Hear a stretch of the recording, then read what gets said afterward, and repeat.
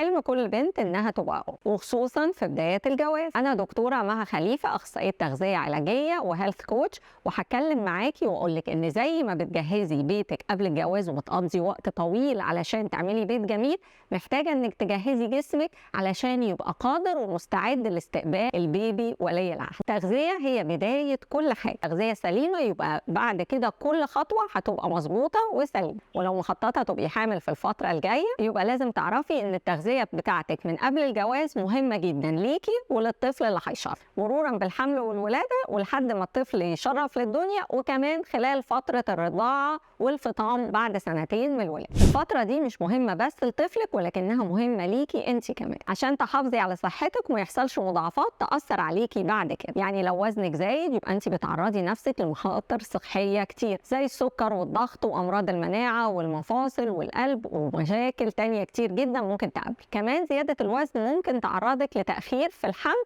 لأنها بتأثر على التبويض وبتقلل. لو حصل حمل طبعا بيبقى فيه مضاعفات عليكي انت والبيبي وقت الحمل ووقت الولادة، وعلشان كده لو انت بتستعدي للحمل دي فرصة هايلة ليكي ان انت تبتدي تجهزي نفسك وتستعدي لفترة الحمل في الفترة القادمة. هنحضر جسمنا ازاي للمرحلة دي؟ في الأول هنبدأ بتقييم حالتنا الصحية مع الطبيب المتخصص اللي هتتابعي معاه، اللي هيطلب منك مجموعة من التحاليل وقد يطلب بعض الأشعات عشان يتأكد إن كل حاجة تمام. التحاليل دي بتشمل صورة الدم، وظائف الكلى والكبد والسكر والغدة وبعض الفيتامينات الهامة. وطبعا لو طلع إن في مشكلة في أي حاجة من الحاجات دي لازم نبدأ العلاج فورا تحت إشراف الطبيب المتخصص. وطبعا كل ما يكون العلاج بيبدأ بدري ده بيزود فرصك في الحمل وبيزود فرصك ان الحمل يتم بصوره وشكل طبيعي. الحمد لله طمنا دلوقتي ان ما عندناش اي مشكله صحيه، ولو في اي مشكله صحيه لحقناها في الاول وبدانا العلاج المناسب ليه. نيجي بقى للخطوه الثانيه وهي عباره عن 3 خطوات، ودي الخطوه المهمه اللي بنسميها نمط الحياه الصحيه.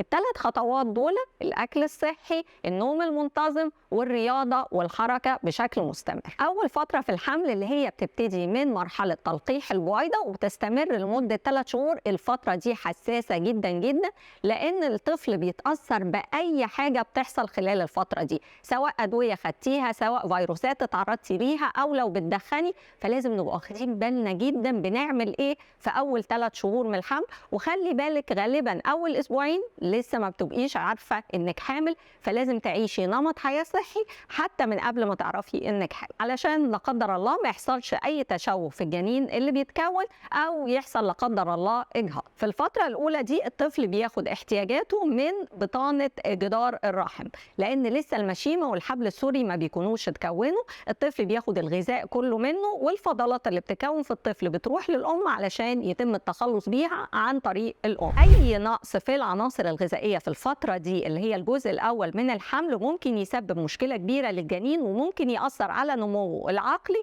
والبدني. وبكده نبقى خلصنا كلام على نمط الحياه الصحي اللي هنبدا بيه حياتنا الجديده مع الجواز ومع الاستعداد للحمل. وخلونا نتكلم المره الجايه على التغذيه في فتره الحمل وخصوصا في الشهور ال6 التانية.